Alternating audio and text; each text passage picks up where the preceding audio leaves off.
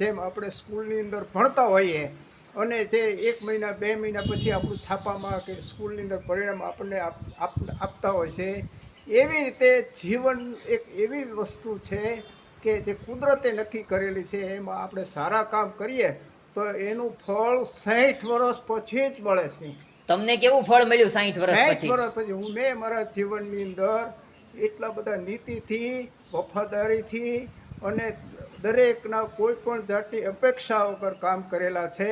એનું ફળ મને અત્યારે એટલું જોરદાર મળે છે કે મારા જીવનની અંદર ખૂબ જ હું અત્યારે સુખી છું કે હું 79મું વર્ષ પણ વેરી કોઈ પણ જાતના રોગ વગર, નથી ડાયાબિટીસ, નથી બીપી, કોઈ પણ જાતના રોગ વગર મારું જીવન હું પસાર કરી રહ્યો છું. એટલે એ વાતનું રહસ્ય છે સાદું જીવન.